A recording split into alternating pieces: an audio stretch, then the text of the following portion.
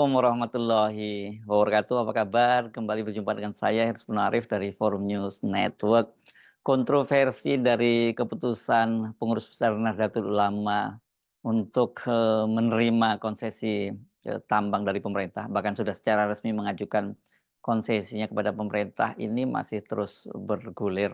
Jadi kritikan keras terhadap PBNU itu tidak hanya datang dari kalangan eksternal, tapi juga dari kalangan internal. Dan memang kebanyakan ini menyorotinya ya sebagian besar itu dari sisi politiknya, karena apalagi dibandingkan dengan ormas-ormas keagamaan lain yang sampai sekarang belum memutuskan memilih, bahkan sudah ada yang menyatakan menolak seperti PGI, Persatuan Gereja Indonesia, terus KWI, Konferensi Wali Gereja Indonesia juga dengan tegas menyatakan menolak. Begitu sementara Muhammadiyah sampai sekarang kelihatannya maju mundur gitu, masih ada tarik menarik di dalam internal, tapi kelihatannya kecenderungannya melihat kontroversi yang berkembang, Muhammadiyah kemungkinan besar akan memutuskan untuk menolak begitu ya. Nah, bagaimanapun NU sekarang ini jadi satu-satunya yang dalam tanda petik sudah menjadi terdakwa begitu. Karena itu sangat wajar kalau kemudian PBNU ini harus menjelaskan sikap mereka gitu, dan mereka sendiri menganggap jadi pertanyaan buat mereka, mengapa kok mereka yang digebukin gitu, padahal kan jelas alasannya mengapa mereka itu menerima tambang itu. Setidaknya begitu yang saya tangkap apa yang dipikirkan oleh teman-teman PBNU. Dan saya hari ini membaca misalnya pernyataan dari Sekjen PBNU Saifullah Yusuf yang mempertanyakan apa salah kami mengelola tambang itu. Jadi kenapa mereka dipersoalkan, dan ini rupanya setelah saya baca ini rupanya diambil dari wawancara dengan Saifullah Yusuf. Oke, saya kira memang ini banyak nuansa politiknya ya dalam soal sorotan terhadap sikap PBNU menerima konsesi tambang, bahkan atau mengajukan konsesi tambang kepada pemerintah. Tapi akan menarik kalau kita coba sekali-kali keluar lebih fokus pada persoalan yang juga sangat disoroti, itu berkaitan dengan masalah lingkungan. Karena ini sebenarnya kalau sorotan-sorotan itu lebih banyak karena terutama dampak lingkungannya sebenarnya. Kalau soal politiknya ya adalah yang menyoroti soal itu dikait-kaitkan dengan Pilpres 2024 kemarin, dan sorotan terhadap PBNU yang dianggap cenderung mendukung paslon 02, yakni Prabowo Gibran. Dan juga tentu saja kedekatan dari PBNU dengan pemerintahannya Pak Jokowi. Tapi saya menemukan sebuah video yang cukup menarik ini dari internal NU sendiri. Ini rupanya juga dari alumni UGM atau warga Nahdlatul Ulama, alumni UGM yang menolak tambang. Kemarin kan ada ya puluhan alumni UGM yang menolak tambang. Nah, yang cukup menarik ini videonya beredar di platform X. Namanya ini Mas Ahmad Rahmawardana, yang kalau dari ininya bionya dia menunjukkan bahwa dia itu adalah staf peneliti Pusat Energi Universitas Gadjah Mada. Berarti dia orang yang cukup kompeten ya bicara soal ini, dan dia sebagai engineer gitu tentu saja di bidang energi, tetapi sekarang sedang belajar politik. Dan dia kemudian menjelaskan secara dari perspektif lingkungan, mengapa sebagai warga Nahdlatul Ulama dia pun menolak keputusan PBNU untuk menerima konsesi tambang itu. Mari kita simak. Ini karena ini dari sini perspektifnya sangat menarik dan kita bisa lebih dingin gitu melihat persoalan keputusan PBNU itu di tengah pro kontra yang saya kira ini kadang-kadang dibumbui terutama dan ditarik-tarik lebih pada unsur politisnya ketimbang sebenarnya unsur etis di dalam persoalan lingkungan. Saya sudah mendengar konferensinya Gus Yahya, membaca opininya Mas Suwaidi, dan isinya sama persis argumentasi untuk membenarkan PBNU menerima konsesi, tidak membahas madorotnya batubara kepada lingkungan, ya madorot di penambangannya, ya madorot di penggunaannya sebagai pembangkit listrik. Padahal yang dituntut publik itu sederhana, teman-teman Kaltim itu sederhana, ini ngerusak lingkungan. PBNU itu jelaskan, kalau bilang ada yang ramah lingkungan kayak apa gitu loh. Konferensinya Gus Yahya itu full isinya hanya mengatakan bahwa NU ini pertama-tama seperti saya katakan butuh. NU ini butuh. Apapun yang halal bisa menjadi sumber revenue untuk pembiayaan organisasi. Lingkungan itu disebut di belakang kecil sekali. Gitu loh. Padahal katanya sudah siap. Mengatakan siap tapi dituntut mengadres isu lingkungan yang dihadapi teman-teman lapangan itu tidak jawab. Dan kita dengan itu disuruh berprasangka baik. Itu gimana? Come on PBNU. Nggak masuk akal ini. Ini common sense-nya nggak masuk ini loh. Gitu loh. Nah, kalau bahkan Basul Masail 2017 yang menghasilkan buku fikih energi terbarukan itu dikatakan mendorong kita semua memprioritaskan energi terbarukan secara transisional menyingkirkan energi fosil. Nah, ini menjawab logikanya Mas Wedi yang maaf Mas Wedi, kan kita sepakat kritik ya ini. Mas Wedi agak keliru ketika mengatakan menolak tambang tapi memakai bahan tambang. Nah, ada namanya transisi energi. Kita tuh harus pergi pelan-pelan, batu bara dikurangi, masuk ke energi terbarukan. Ini namanya transisi energi. Dan menjelang G20, tadi Mas Asman sudah mengatakan, menjelang G20 itu kenceng banget Indonesia. Sehingga di G20 kita dapat pendanaan luar biasa dari luar negeri ratusan triliun. Tetapi sekarang semuanya berubah. Kok tiba-tiba kita seperti ini? Padahal kita punya target namanya net zero energy 2060. Jadi saat ini, posisi sekarang, banyak sekali penambang batu bara, perusahaan batu bara, dan pembangkit listrik yang pakai batu bara itu mulai beralih meninggalkan batu bara sedikit demi sedikit. Kenapa? Karena tidak bisa ditinggal sama sekali, kata Mas Waidi tadi benar. Tapi bukan berarti menolak terus kok nggak pakai sama sekali, nggak bisa. Uang setengah listrik kita itu masih dari batu bara. Nah, ketika perusahaan tambang mulai melebarkan diversifikasi usaha di non tambang, pembangkit listrik itu mulai, yang batu bara itu mulai memikirkan bagaimana mereka lepas dari batu bara, phasing out. Nah, kalau NU masuk, ini berbahaya. Kenapa? Karena NU itu punya image sebagai lembaga keagamaan yang menentukan halal, haram, atau makruhnya sesuatu. Para pengusaha batu bara dan pembangkit listrik batu bara yang mulai pergi dari batu bara, mulai pergi, itu jadi ragu-ragu. Lah ngapain ya saya pergi? NU aja masuk kok malah saya pergi. Nggak jadi, transisinya nggak jadi karena NU masuk. Pengusaha mikir lagi, NU aja masuk kok masa saya pergi. Nah, ini justru masuknya NU ke batu bara itu menyepelekan NU. NU itu punya pengaruh besar terhadap secara sosial politik, tapi disepelekan. Ikut tambang aja nggak apa-apa lah, cuma ngambil duitnya. Nggak bisa. Ini pengusaha, ini ancang-ancang transisinya tidak jadi. Kenapa? NU masuk. Berarti bukan hanya dihalalkan, bahkan dianjurkan karena NU sendiri masuk ke batu bara. Ini celaka ini namanya. Ini celaka. Dan saya sudah tulis di Instagram teman-teman. Ini terakhir dari saya nih. Di 5-10 tahun ke depan, ketika dampak perusakan lingkungan akibat perubahan iklim itu semakin terasa, Thailand, Vietnam, India kena heat wave, nanti panen padinya rusak, padahal kita beli padi dari mereka, ini kita bisa terancam kekurangan pangan, ya. Ini akibat perubahan iklim ya. Dan semakin hari semakin terasa, sehingga salah satu solusinya adalah transisi energi. Kita harus mulai meninggalkan batu bara. Maka 5-10 tahun ke depan, kalau dampak perubahan iklim semakin terasa, maka NU itu yang menyendiri. Kenapa menyendiri? Karena NU lebih mempertahankan batu bara atas nama kemaslahatan umat. Sementara secara empirik dan ilmiah di lapangan justru sudah mutawatir di antara para ilmuwan, aktivis, teman-teman kita yang ada di Kaltim, bahwa batu bara adalah salah satu sumber kemadorotan yang berkontribusi pada kerusakan lingkungan dan perubahan iklim. Pada masa itu kelak, 5-10 tahun ke depan, dampak perubahan iklim di mana-mana.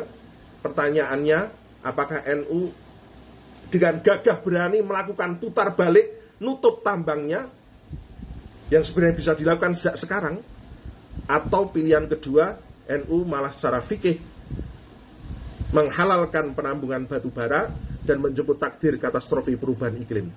Terima kasih. Assalamualaikum warahmatullahi wabarakatuh. Nah tadi Mas Ahmad Pradana itu menyoroti bahwa PBNU itu lebih banyak menyoroti, dalam penjelasan jumpa persnya lebih banyak menjelaskan tentang mengapa NU, latar belakangnya mengapa NU menerima konsesi itu berkaitan dengan soal bahwa sebagai sebuah organisasi juga NU itu membutuhkan pembiayaan sangat besar, untuk mengelola organisasinya, mensejahterakan para warganya, termasuk para guru-guru, para kiai yang sudah berkhidmat, ke NU dan sebab itu beberapa, tadi beberapa penjelasan dari NU dan menurut Ahmad Wardana soal lingkungan itu hanya dicuplik bagian kecilnya saja. Nah, sebenarnya saya sudah menyayangkan penjelasan dari, eee, Ketua Umum PBNU, Yahya Stakuf ini, baik dalam jumpa persnya yang berlangsung 7 hari lalu, bahkan juga termasuk dalam, acara halaqohnya ya, Halaqah Ulama NU yang juga disiarkan oleh, TV NU beberapa hari yang lalu. Tapi, supaya fair coba kita, dengar kembali sebenarnya apa yang waktu itu disampaikan oleh, Yahya Stakuf. Ini pemerintah punya kebijakan afirmasi kepada ormas-ormas keagamaan. Ya. Mungkin sebetulnya mungkin ini khusnuzon kami. Yang paling dipikirkan mungkin memang NU. Mungkin loh ini. Karena NU punya umat begitu besar. Ya, survei-survei mengatakan lebih dari separuh penduduk Indonesia ini mengaku NU. NU punya pesantren-pesantren yang jumlahnya sampai sekitar 30 ribuan pesantren, madrasah, dan lain sebagainya. Yang untuk mengelola itu semua dibutuhkan sumber daya. Dan sekarang realitasnya kita sudah ketahui bahwa sumber daya komunitas yang diambil dari komunitas itu sendiri itu tidak lagi mencukupi. Ya, sehingga perlu ada intervensi dalam soal ini. Nah, maka NU butuh revenue. Nah, pemerintah kemudian berpikir untuk menyediakan kesempatan sehingga pada waktu pembukaan muktamar ke-34 di Lampung bulan Desember 2021 dulu, Presiden Joko Widodo dalam pidato pembukaan muktamar itu menyampaikan akan menyediakan konsesi tambang untuk NU. Itu beliau sampaikan dulu gitu. Di pembukaan muktamar itu artinya belum tentu ketua umumnya saya waktu itu toh karena baru pembukaan muktamar. Tapi artinya pemerintah itu berpikir untuk menyediakan kebijakan afirmasi untuk ormas-ormas keagamaan ini. Nah, kemudian bagaimana NU menyikapi ini? Nah, NU ini pertama-tama seperti saya katakan butuh. NU ini butuh apapun yang halal yang bisa menjadi sumber revenue untuk pembiayaan organisasi. Ya. Karena keadaan di bawah ini memang sudah sangat-sangat memerlukan intervensi sesegera mungkin. Saya bisa bayangkan sekarang satu pesantren aja mari kita lihat ya, Pondok Pesantren Lirboyo Kediri. Itu santrinya total 43.000. Dengan infrastruktur yang sangat terbatas sehingga satu kamar seluas kira-kira 3 kali 3 meter itu diperuntukkan rata-rata bagi 60 sampai 70 orang santri, bayangkan. Sehingga mereka hanya bisa pakai kamar itu untuk menaruh barang dan mereka tidur di sembarang tempat.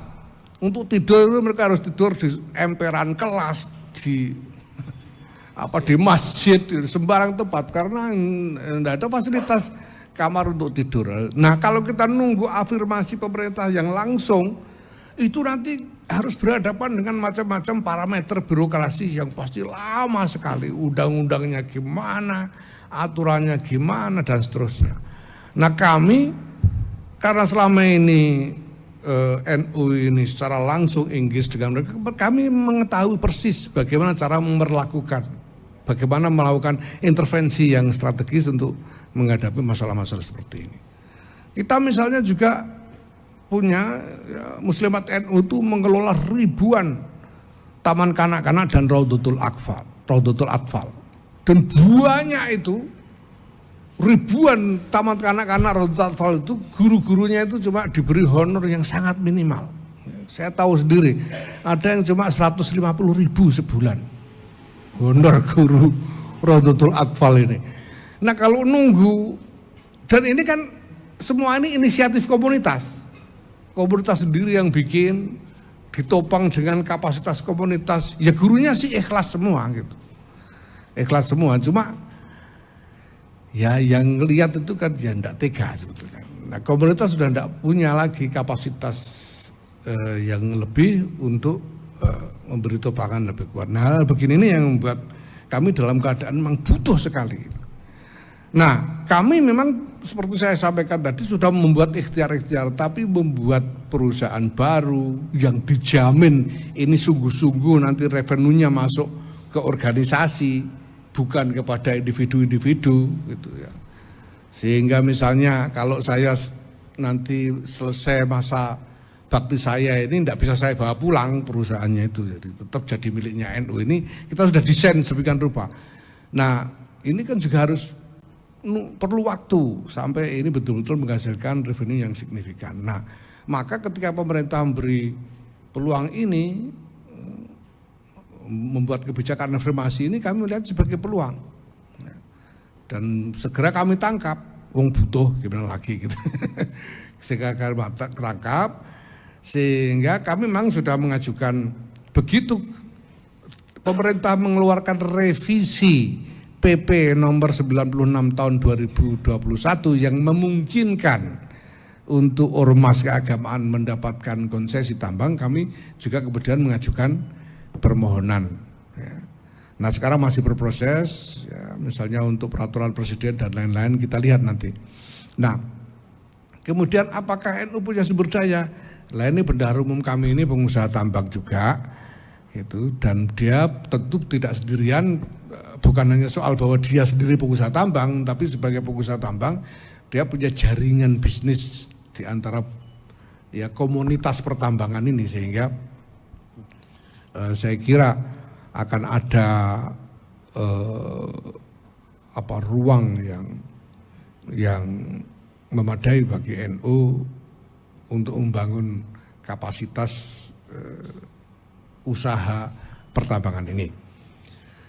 Nah, ada yang belum disinggung mungkin soal lingkungan. Saya tahu ini juga menjadi isu. Ya. Tentu saja bahwa NU punya tanggung jawab moral untuk memperhatikan aspek-aspek terkait lingkungan hidup.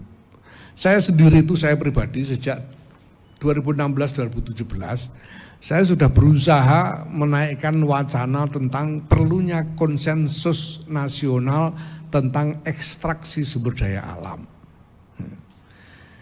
Indonesia ini semua tahu kaya, kita ini merasa kaya, kaya raya. Tapi kekayaan Indonesia itu sumber daya alam. Gitu. Sehingga kalau sumber daya alam itu tidak diambil, tidak diekstraksi, ya gak jadi kaya kita kan. Nah maka supaya kita benar-benar jadi kaya secara aktual, ya memang sumber daya alam harus diekstraksi. Nah cuma parameternya harus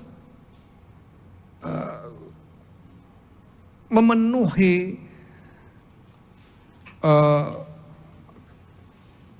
kepentingan-kepentingan terkait kemaslahatan umum, terkait lingkungan hidup. Nah, menurut saya undang-undang dan peraturan-peraturan regulasi-regulasi praktis itu mungkin tidak cukup. Karena regulasi-regulasi itu biasanya ada lubang, dan lubang itu biasanya diakali gitu ya. Nah tapi kalau kita punya konsensus nasional, nah ini bisa menjadi dasar untuk melakukan pengawasan dan pengendalian yang lebih baik ke depan. Nah tapi tanpa menunggu konsensus internasional itu, konsensus nasional tentang ekstraksi sumber daya alam itu, nah ya NU memberanikan diri untuk masuk aja dulu, nanti kita lihat gitu. apapun juga NU punya, NU ini berangkat ya, di samping karena adanya kebutuhan tadi, tapi juga dengan kesadaran akan tanggung jawab moral terkait lingkungan hidup dan kemaslahatan masyarakat. Nah, kalau kita simak memang perspektifnya berbeda ya antara PBNU tadi. Kalau penjelasan dari Yaya Stakuf, Ketua PBNU, yang betul-betul mereka melihat itu dari sisi manfaatnya ya bagi warga Nahdien kalau mereka nantinya berhasil mengelola tambang itu dengan baik, dalam pengertian dengan baik itu tentu bisa menghasilkan dana yang cukup besar begitu, karena memang itu yang sekarang dibutuhkan oleh PBNU. Sementara tadi kalau kita menyimak Mas Ahmad Rama Wardana tadi, dia mengingatkan NU mengingatkan PBNU maksud saya, betapa setuju dia ada soal manfaatnya, tapi mudorotnya itu jauh lebih besar. Dan tentu saja sebagai warga Nahdien, dia tentu menginginkan sebagai NU sebagai ormas Islam terbesar di Indonesia itu juga memberi kontribusi terhadap lingkungan sesuai dengan tentu saja langkah-langkah dari pengurus Nahdlatul Ulama sebelumnya ya, termasuk dia tadi menyebut soal adanya Ba'sul Masyail yang memutuskan bahwa industri ekstraktif itu termasuk tambang ini juga sifatnya haram gitu ya. Dan dia memang sebagai seorang intelektual, seorang peneliti di bidang pertambangan, ini ya dia mengetahui betul bahwa tren dunia saat ini itu bergerak dari industri hijau yang lebih ramah lingkungan, dan dia tentu tidak ingin NU nanti menjadi dalam catatan sejarah menjadi bagian dari sebuah ormas Islam yang punya peran dalam ikut merusak lingkungan. Ini saya kira menarik kalau ini diskusinya dilanjutkan di internal PBNU, tapi saya kira ini memang soal lingkungan ini harusnya tidak hanya semata-mata menjadi concern dari PBNU ini, kalau diperluas menjadi diskusi yang lebih dingin begitu ya, tidak disertai dengan sentimen-sentimen politik, ini saya kira akan menghasilkan diskusi yang jauh lebih produktif. Saya Arsbun Arif dari Forum News Network, sampai jumpa lagi. Wassalamualaikum warahmatullahi wabarakatuh.